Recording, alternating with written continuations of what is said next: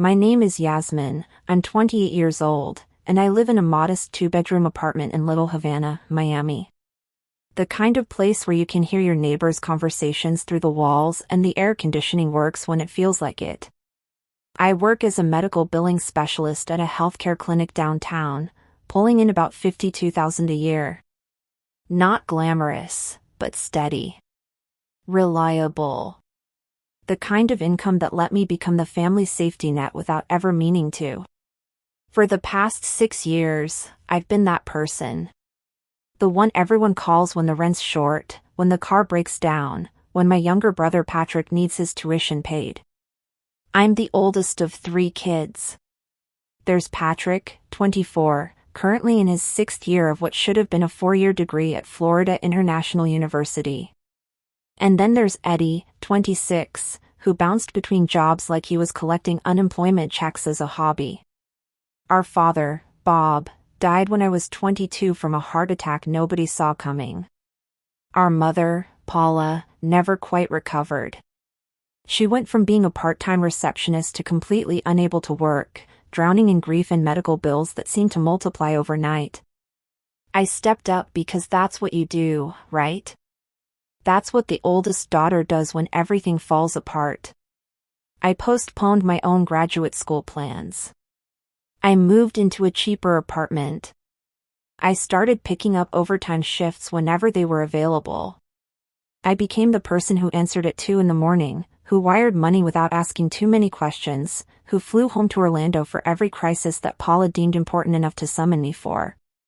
I never kept a tally. I never threw it in anyone's face. I just did it because somewhere along the way, I'd accepted that this was my role.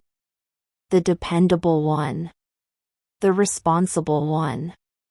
The one who sacrificed so everyone else could keep moving forward. If you've ever been the family ATM, hit that subscribe button. This story gets a lot more interesting, and I post new videos every week about setting boundaries and taking back your life. It was a Tuesday morning, October 17th, around 7:15 a.m. I was standing in my kitchen, making my second cup of coffee because the first one hadn't quite done its job yet. The Miami sun was already brutal through my kitchen window, promising another sweltering day. My phone buzzed on the counter. A text from Paula. I expected the usual. Maybe she needed help with a prescription copay. Maybe the water heater died again. I picked up my phone, took a sip of coffee, and opened the message. Patrick's taking a semester off to focus on himself. We're cutting his classes until after Christmas. He needs space from all the pressure. Also, we're going to need you to cover his rent for the next few months since he won't have his student housing. Can you Venmo me $2,400 by Friday? Thanks, sweetie. I read it twice. Then a third time. Patrick was taking a semester off. Not because of mental health.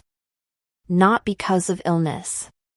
I knew this because 3 days earlier, my mother had called me gushing about how Patrick had joined an intramural soccer league and was finally finding himself and making real friends and discovering what he's passionate about. The pressure she was referring to? That was me. I'd asked him 2 weeks ago, during our last phone call, when he planned to graduate. I'd asked it kindly, genuinely curious, because 6 years of tuition, most of which I'd helped cover, seemed worth a timeline. But that wasn't even the part that made my coffee go cold in my hand. The casualness. The emoji. The thanks sweetie like she was asking me to pick up milk from Publix. $2,400. By Friday. Sent via text message at 7 a.m. with a little pink heart like this was nothing. I didn't scream. I didn't throw my phone. I didn't do any of the dramatic things you see in movies. I just stood there in my kitchen that smelled like Cuban coffee and felt something inside me quietly click off. Like a light switch. Like a door closing. My hands didn't shake. That was the strange part. I expected them to, but they were completely steady as I typed out my response. I need to think about this. 5 words. That's all I sent back. Paula replied immediately. What's there to think about? He's your brother. Family helps family. LOL, don't be dramatic. There it was. LOL, don't be dramatic. I was dramatic for needing to think about $2,400. I was dramatic for asking my brother about his graduation timeline. I was dramatic for existing as anything other than a checkbook with feelings that didn't matter. I set my phone face down on the counter. I finished getting ready for work in silence. Foundation, mascara, the same burgundy lipstick I wore every day. I put on my gray slacks and white blouse. I packed my lunch. I grabbed my badge and keys. I locked my apartment door behind me and walked to my car. Everything looked the same. The palm trees lining my street, the guy who always sat on his porch drinking beer before 8 a.m., the faded Cuban flag painted on the wall of the corner store. Everything was exactly the same as it had been 24 hours ago. Except I wasn't. I didn't want to fight. I wanted clarity. I wanted to understand how we'd arrived at a place where I was a resource to be managed rather than a person to be considered. But as I sat in my car in the clinic parking lot 15 minutes later, I realized something that should have been obvious years ago. They didn't see me as a person. They saw me as a solution. And I had trained them to see me that way. The drive to work that morning felt longer than usual, even though it was the same 12-minute route I took 5 days a week. Down Calle Ocho, right on 17th, left on Brickell. The same construction on the same corner that had been going on for 8 months. The same homeless guy with the cardboard sign at the intersection who I gave $5 to every Friday. But inside my head, everything was moving. How did we get here? 6 years ago, when Dad died, I was working as a medical records clerk making $31,000 a year. It wasn't much, but I was 22, living with 2 roommates, and planning to apply for a master's program in healthcare administration. I had a 5-year plan. I had goals. I had this whole future mapped out where I'd eventually become a hospital administrator, maybe move to a better apartment, maybe finally take that trip to Costa Rica I'd been dreaming about since college. Then I got the call at 4 in the morning on March 12, 2019. Dad was gone.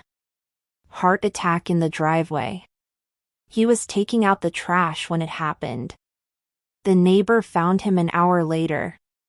I remember standing in my childhood home 3 days after the funeral. It was a Tuesday afternoon. Paula was sitting at the kitchen table, surrounded by bills she'd pulled from Dad's desk. Medical bills from his diabetes treatment. The mortgage. Credit cards I didn't know existed. The life insurance policy that should have covered everything. Dad had borrowed against it 2 years earlier to help Eddie pay for a coding boot camp that Eddie never finished. Paula looked at me with these hollow eyes and said, I don't know what we're going to do. I was in a specific moment that changed everything. I was standing by the washing machine, the one that Dad had fixed with duct tape and stubbornness because we couldn't afford a new one, and I watched my mother cry into her hands, and I said, Don't worry. I'll help. 3 words that became a 6-year sentence. I helped cover the mortgage that first year. $1,500 a month, pulled from my own rent money, which meant I had to move to a cheaper place. I helped with Patrick's tuition when he got accepted to FIU. $8,000 his first semester. Then $12,000 his second. Then more each year as he changed majors 3 times and added an extra year. Then another year. I flew home to Orlando 14 times over those 6 years. Every crisis was urgent. When Paula needed someone to drive her to therapy appointments after her breakdown. When Eddie got fired from his 3rd job in 18 months and needed groceries. When Patrick's roommate moved out unexpectedly and he needed an extra $400 to cover the difference. When Paula's car died and she needed $3,000 for a down payment on something used. I gave up my graduate school plans because I couldn't afford tuition and their emergencies. I gave up dating seriously because I never had money to actually go anywhere nice. I gave up my trip to Costa Rica 3 separate times. I gave up the apartment with the balcony overlooking the water because I needed to save an extra $300 a month. But I never kept score. That's what family does, right? You show up. You help. You don't make people feel small for needing you. Except somewhere in those 6 years, I stopped being Yasmin who had dreams and plans and a future. I became the responsible one. I became the first call when anything went wrong. I became the solution to every problem, the answer to every financial crisis, the safety net that everyone jumped into without ever asking if I was okay catching them. And the thing is, I convinced myself this was love. This was what it meant to be a good daughter, a good sister. This was how you honored Dad's memory. You kept the family together.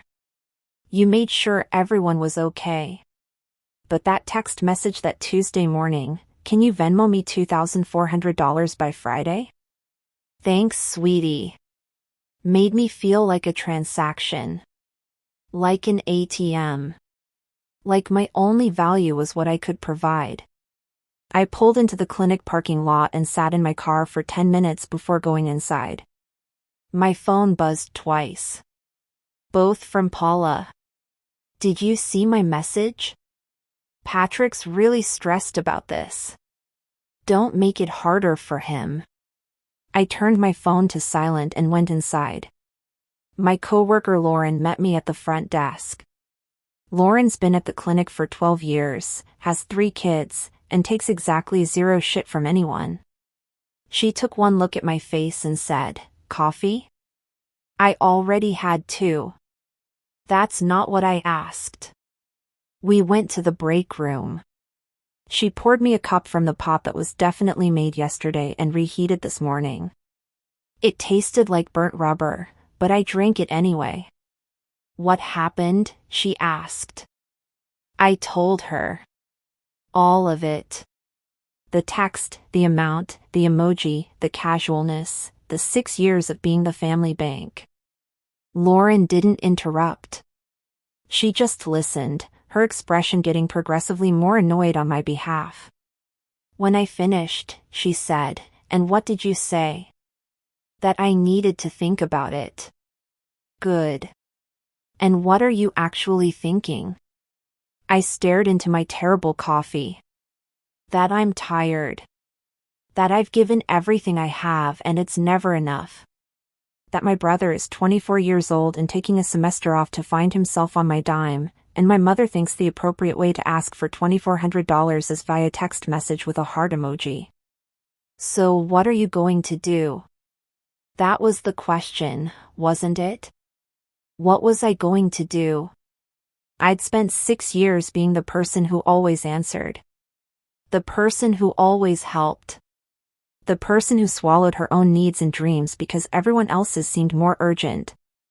Maybe it was time to stop being that person. I don't know yet, I told Lauren. But I think I'm done answering every time they call. She reached across the table and squeezed my hand. It was such a small gesture, but it nearly broke me in a way the text message hadn't. Because it was kindness without expectation. Support without a price tag. Good, Lauren said. It's about damn time. I made it through my shift on autopilot.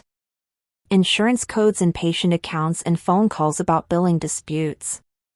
Normal Tuesday things. My phone stayed in my purse on silent. I knew there were messages. I could feel the weight of them without looking. At 5:30, I didn't go home. I drove to my bank on Coral Way instead. The branch was nearly empty, just a few people at the ATMs and one teller counting drawer. I asked to speak with someone about my accounts. They directed me to Schofield, a branch manager I'd worked with before when I set up my savings account 4 years ago. Schofield's office smelled like peppermint and had pictures of his 2 daughters on his desk. He was maybe 45, always wore bow ties, and had the kind of steady, calm presence that made you feel like everything would be okay. "Yasmin," he said, gesturing to the chair across from his desk. "What can I help you with today?" I sat down and folded my hands in my lap. "I have an automatic transfer set up.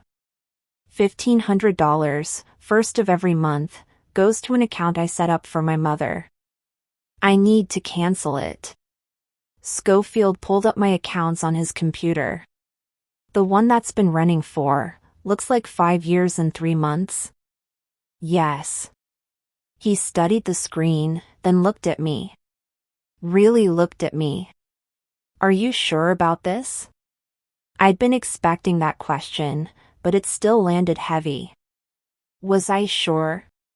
$1,500 a month for 63 months. That was $94,500. Almost $100,000 I'd sent to Paula over 5 years, not counting the extra transfers for emergencies, tuition payments, car repairs, medical bills. "Yes," I said. "I'm sure." "Okay." Schofield clicked a few things. "Done.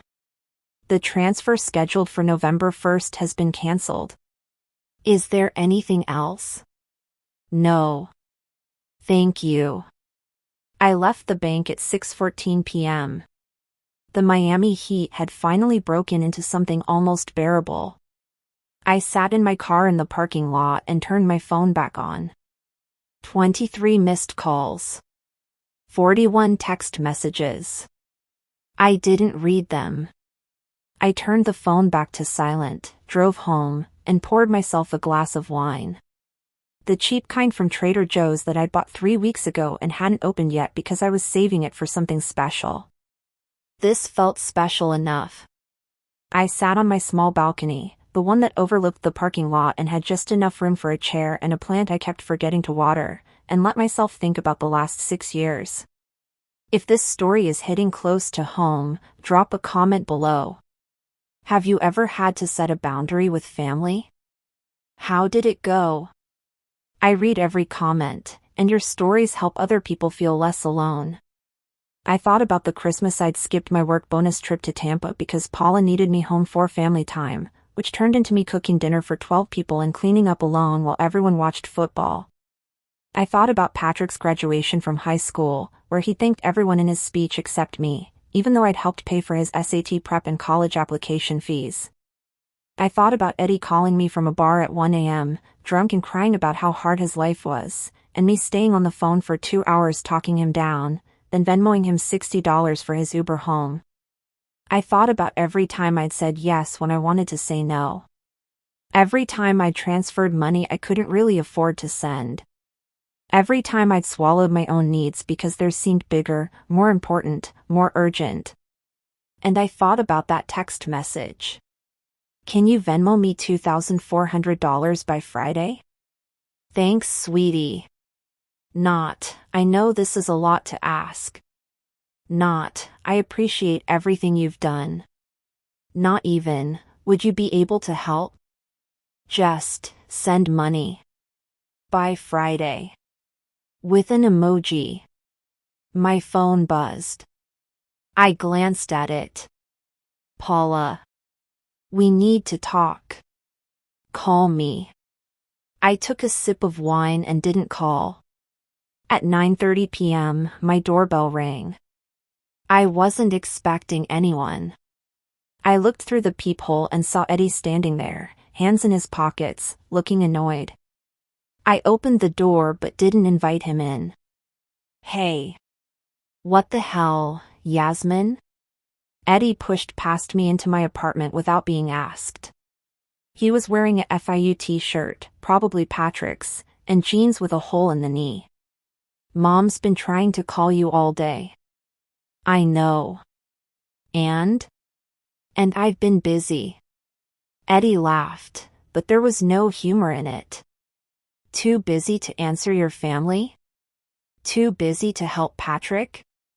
I didn't say I wouldn't help. I said I needed to think about it. What's there to think about? He needs rent money. You have it. This is what we do. We help each other. I closed my door and turned to face him. When have you helped me, Eddie? He blinked. What? When have you helped me? When have you sent me money? When have you called to ask how I'm doing? When have you dropped everything to be there for me? That's different. How? Because you have a stable job. Because you're good with money. Because, he stopped, and I watched him realize what he was about to say. Because you're supposed to. Because I'm supposed to take care of everyone, I finished for him. Because that's my job. Because I'm the oldest, or the responsible one, or whatever label makes it okay for all of you to treat me like a bank. It's not like that. Then what's it like, Eddie? He ran his hand through his hair, a gesture so much like Dad that it hurt. Look, Patrick's going through something right now. He needs support. He's 24 years old and he's in his 6th year of college. He's changed his major 3 times. He's failed classes he had to retake. I've helped pay for all of it, and I've never said a word. But now he's taking a semester off to find himself, and somehow I'm expected to cover his rent while he does that? It's just a few months. It's always just a few months. It's always just one more thing. Do you know how much money I've sent Mom in the past 5 years? $94,500. That doesn't include Patrick's tuition or your emergency funds or the car down payment or the medical bills. That's just the monthly amount. Eddie's face went pale. I didn't know it was that much. Because nobody asks. Nobody keeps track. Nobody says thank you. You just assume I'll always be there, always have money, always say yes. So what, you're just going to abandon us? The word hit me like a slap. Abandon. As if setting a boundary was the same as walking away. As if asking to be treated like a person instead of a resource was a betrayal. Get out, I said quietly. Yasmin. Get out of my apartment. You're being unreasonable. No, Eddie. I'm done being reasonable. I'm done being the person everyone takes from and nobody gives to. I'm done being treated like my only value is my bank account. Get out. We stared at each other for a long moment. I saw him cycling through emotions, anger, disbelief, maybe even a flash of guilt. But he didn't apologize. He didn't ask if I was okay. He just shook his head, muttered something about me being selfish, and left. I locked the door behind him and stood in my quiet apartment. My hands were shaking now, adrenaline finally catching up to me. But underneath the shaking, underneath the anger and hurt and exhaustion, I felt something else. Freedom. I didn't feel guilty. I felt free. I woke up Wednesday morning to 73 notifications on my phone.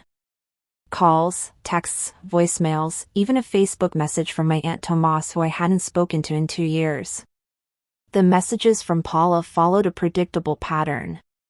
They started passive-aggressive around midnight. I guess you're too busy to talk to your mother now. They escalated to concerned around 2 a.m. Eddie told me what happened. I'm worried about you. This isn't like you. By 6 a.m., they'd hit desperate. Patrick is having a breakdown. He's talking about dropping out completely. He needs to know his sister has his back. Please call me. I made coffee. I took a shower. I got dressed for work. I didn't call anyone. At 7:30, as I was locking my apartment, my phone rang. Paula. I let it go to voicemail. She left a message. I listened to it in my car. Yasmin, this is getting ridiculous. Patrick's landlord called. He needs rent by Friday or Patrick's out. You know what happens if he gets evicted? It goes on his record. It'll ruin his credit. All because you decided to throw a tantrum over a simple request for help. We're family. Family doesn't abandon each other over money. Call me back. I deleted the voicemail and drove to work. The clinic was busy. Wednesdays always were. Medicare patients trying to sort out coverage issues, people wanting to dispute charges, the usual controlled chaos of a medical office. I buried myself in work and tried not to think about the fact that I'd apparently become the villain in my family's story. At lunch, Lauren found me in the break room. How'd it go last night? I told her about Eddie showing up, about the argument, about the 73 notifications. She whistled low. Damn. They're really coming for you. I'm abandoning the family, apparently. Because you won't send $2,400 by Friday. Because I canceled the automatic $1,500 a month. Lauren nearly choked on her sandwich. You've been sending them $1,500 a month? For how long?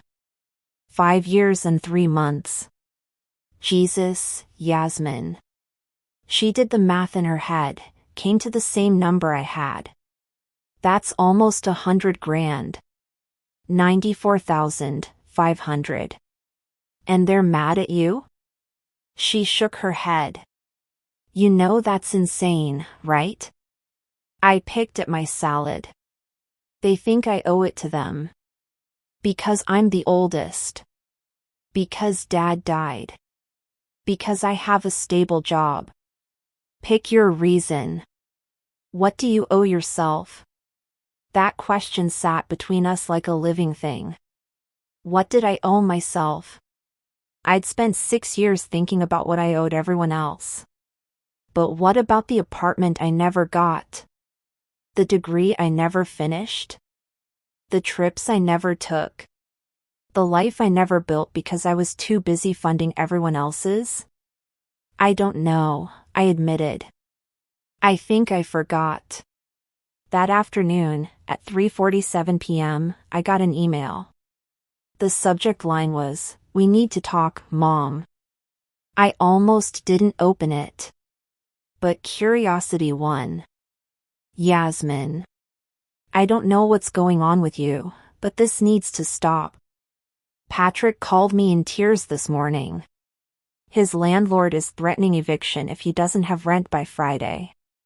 You know how hard he's been working. You know how much pressure he's under. 1 semester off isn't going to kill him, but getting evicted might destroy his future. I understand if you're stressed or feeling overwhelmed, but that doesn't give you the right to take it out on your brother. He's always looked up to you. He thinks you're the strong one. Don't prove him wrong now. We can talk about whatever's bothering you after we get Patrick's rent situation handled. Family first. You've always understood that. Don't lose sight of what's important just because you're having a hard day. I know you'll do the right thing. You always do. Love, Mom. I read it 3 times. Each time, different parts stood out. This needs to stop. As if I was doing something to them. 1 semester off isn't going to kill him. No acknowledgement of the 6 years I'd helped pay for. We can talk about whatever's bothering you after. My feelings were negotiable, contingent on my compliance. I know you'll do the right thing. The right thing being, send money, ask no questions, expect no gratitude. I closed the email without responding. That evening, I met Lauren for coffee at this little Cuban place on 8th Street. The kind with plastic chairs on the sidewalk and cafecito so strong it could wake the dead. We sat outside, watching the sun set over the city, not talking about anything important. Just work gossip and a funny thing her youngest kid said and whether we should try that new Thai place that opened on 12th. It was normal. Easy. No hidden agendas, no requests for money disguised as concern. Just two people having coffee. Can I tell you something? I said after my second cafecito. Always. I don't feel guilty. Lauren smiled. Good. You shouldn't. But I feel like I should feel guilty. Like there's something wrong with me because I don't. There's nothing wrong with you. You set a boundary. That's healthy. The fact that they're losing their minds over it just proves how much they were taking advantage of you. They don't see it that way. Of course they don't. You trained them to expect unlimited support. Now you're changing the rules, and they're panicking. She stirred her coffee. But here's the thing, Yasmin. You teaching people how to treat you? That's not selfish. That's survival. I watched the traffic pass, the evening crowd heading out for dinner or home from work. Normal people living normal lives, probably not being emotionally blackmailed by their families via email. I think I've been so afraid of being selfish that I forgot I'm allowed to be a person, I said. You are a person. A person who deserves better than being treated like a walking ATM. Lauren leaned forward. What do you want? Not what do they want, not what does your dad's memory want, not what a good daughter should want. What do you actually want? I thought about it. Really thought about it. I want to finish my master's degree. I want to move to a nicer apartment, maybe one with a view that's not a parking lot. I want to take that trip to Costa Rica. I want to date someone without having to calculate whether I can afford dinner out. I want to build my own life instead of funding everyone else's. Then do it. It's not that simple. It is that simple. You just don't think you're allowed to choose yourself. She finished her coffee. But you are. And maybe they'll understand eventually. Maybe they won't. Either way, you have to live with yourself. Make sure you like the person you're choosing to be. We said goodbye around 7. I drove home slowly, taking the long way through neighborhoods I usually skipped. Big houses with manicured lawns and families eating dinner visible through lit windows. The kind of lives that looked uncomplicated from the outside, though I knew better than to assume. When I got home, there was someone sitting on the stairs outside my apartment. Lincoln. My cousin, Paula's nephew, technically, though we'd always been close growing up. Lincoln was 31, worked as a paralegal, had always been the family peacemaker. He stood when he saw me. Hey, he said. Hey. I unlocked my door. You want to come in? If you're offering. I made tea. Lincoln had always been a tea person, something about his years studying abroad in London that had stuck. We sat in my small living room, and I waited for him to tell me why he was here. Paula called me, he started. Of course she did. She asked me to talk to you. To see if there was anything that could change your mind about Patrick's rent. And I told her I'd come talk to you, but I didn't promise I'd try to change your mind. He sipped his tea. So, you want to tell me what actually happened? I did. I told him everything. The text message, the 6 years of support, the canceled automatic transfer, Eddie showing up, the email. All of it. Lincoln listened without interrupting. When I finished, he was quiet for a long moment. You know what Paula told me? He finally said. She said you were having some kind of breakdown. That you'd suddenly decided to punish Patrick for asking for help. That you'd never been like this before. And what do you think? I think you've been like this for 6 years, and she just never noticed because you were giving her what she wanted. He set down his tea. I did the math, Yasmin. The amount you've been sending Paula every month? That's almost your entire paycheck after taxes. Not quite. I make $52,000 a year. After taxes, insurance, retirement, I bring home about $3,400 a month. So $1,500 is less than half. That's still half your income going to your mother for 5 years. He shook his head. How have you been living? Carefully. That's not living. That's surviving. He leaned forward. Is there anything that can change your mind? About the rent, about the transfer, any of it? I thought about the email. We can talk about whatever's bothering you after we get Patrick's rent situation handled. I thought about Paula's text. Thanks, sweetie. I thought about 6 years of being the person everyone called but nobody asked about. No, I said. Nothing will change my mind. Good. I looked at him, surprised. Good. Yasmin, I love Paula. She's my aunt. But she's been using you for years, and I think part of her knows it. That's why she's panicking. Because if you're not there to catch everyone, they'll actually have to figure things out themselves.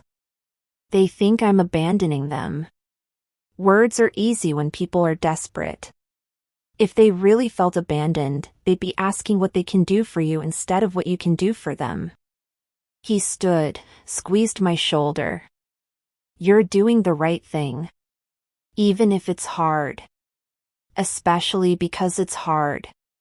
After Lincoln left, I sat alone in my apartment. I thought about his words. Words are easy when people are desperate. I thought about conditional love, the kind that exists as long as you're useful, as long as you're giving, as long as you don't ask for anything in return. I thought about my father. What would he think of all this? Would he be disappointed in me for setting boundaries? Or would he be disappointed in Paula and Eddie and Patrick for treating his daughter like a resource instead of a person? I'd never know. But I chose to believe he'd understand. I went to bed early that night. Tomorrow was Thursday. One more day until Friday, when Patrick's rent was due and I still wouldn't be sending money. Friday came. I didn't send the money. Patrick's landlord did what landlords do, started eviction proceedings. According to the messages I didn't respond to, Paula had to scramble. She ended up borrowing money from her sister, my Aunt Benjamin, at a painful interest rate. Patrick moved back home temporarily, into his childhood bedroom. The semester off became official. None of it happened because I was cruel. It happened because I stopped being their solution. Over the next 2 weeks, the messages continued but changed in tone. Anger gave way to bargaining. Bargaining gave way to silence. Then, 3 weeks after the initial text message, I got one final email from Paula. Subject line, I'm sorry, but... Yasmin. I've had some time to think about everything that's happened. I want to say I'm sorry for how things escalated. I never meant to make you feel unappreciated or taken for granted. But I need you to understand that we're family, and family supports each other. What you've been doing these past few weeks, cutting us off without warning, refusing to help Patrick, making your mother borrow money at terrible rates, it's hurt us in ways I don't think you fully understand. I'm willing to move forward and put this behind us, but I need to know you understand how your actions have affected us. Patrick is really struggling with living at home again. Eddie thinks you hate him. I'm stressed beyond belief trying to keep everything together. If you're willing to talk, really talk, about how we can all move forward as a family, I'm here. But I need some acknowledgement that this situation has been hard on all of us, not just you. Love, Mom. I read it once. Then I archived it. I didn't delete it. Maybe someday I'd want proof of this moment, but I didn't respond either. Because that email was the answer to everything I'd been wondering. It was half apology, half justification. It was "I'm sorry" immediately followed by "but here's why I'm not really sorry." It was an invitation to resume being their ATM, dressed up as reconciliation. And I was done. There's a strange peace that comes with letting go. Not the explosive kind where you burn bridges and make declarations. The quiet kind where you simply stop participating in your own exploitation. I made myself a new rule. I would no longer financially support my family unless they could meet 3 conditions. 1. Ask respectfully, not demand. 2. Acknowledge what I'd already given. 3. Have a concrete plan for how they'd handle things without my help in the future. So far, no one had met those conditions. And I was okay with that. I started applying for master's programs in healthcare administration. I found one in Miami that offered evening classes. I could work full-time and study, and for the first time in 6 years, I could actually afford it. I looked at apartments with balconies that didn't overlook parking lots. I didn't move yet, but I started planning for it. Started imagining what my life could look like if I built it for myself instead of everyone else. I booked a trip to Costa Rica for March. 8 days, beachfront hotel, ziplining through the rainforest. I'd been dreaming about it for 8 years. Now it was happening. I went on dates that didn't end with me calculating whether I could afford a second drink. I bought groceries without anxiety. I said no to overtime shifts I didn't want to work. I lived. Lauren asked me one day at lunch how I was doing with everything. We were at our usual Cuban place, plastic chairs and cafecito, watching Miami happen around us. "I'm good," I said. And I meant it. No guilt. Sometimes. Late at night, when I can't sleep, I wonder if I did the right thing. If I'm being too hard on them. If I should have tried harder to explain. I sipped my coffee. But then I remember that I spent 6 years explaining through my actions, and they never heard me. Maybe they will someday. Maybe they won't. Either way, I have to live with myself. "You're stronger than I gave you credit for," Lauren said.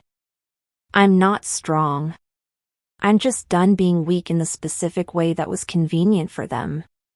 The truth is, I wish I'd known sooner that sacrifice without recognition becomes expectation. That you can love people and still protect yourself from them. That being the strong one doesn't mean breaking yourself to hold others up. I spent 6 years being afraid of being selfish, and in doing so, I forgot that self-preservation isn't the same as selfishness. I forgot that I mattered. That my dreams had value. That I was worth more than what I could provide. My family might never understand why I made the choice I did.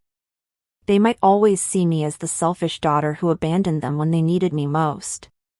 They might never acknowledge the $94,500, the late-night phone calls, the postponed dreams, the life I put on hold so others could move forward. But I understand. And that's enough. I'm not the family ATM anymore. I'm not the person who answers at 2 a.m. without question. I'm not the solution to everyone's problems. I'm Yasmin. I'm 28 years old. I live in Miami. I work in medical billing and I'm starting graduate school in January. I'm taking a trip to Costa Rica in March. I'm building a life that belongs to me. And for the first time in 6 years, that life feels worth building. If this story resonated with you, I want to hear about it. Hit that subscribe button and turn on notifications because I share stories like this every week, real stories about boundaries, family dynamics, and learning to choose yourself without apology. Drop a comment below telling me, have you ever been in a similar situation? What did you do? Your story might help someone else who's struggling with the same decision right now. Remember, you can love your family and still set boundaries. You can be generous and still protect yourself. You can be the strong one without being everyone's solution. Your life, your dreams, your peace, they matter. And you don't have to apologize for finally believing that. Thanks for watching. I'll see you in the next video. And hey, if you're building your own life after years of living for everyone else, I'm proud of you. Keep going.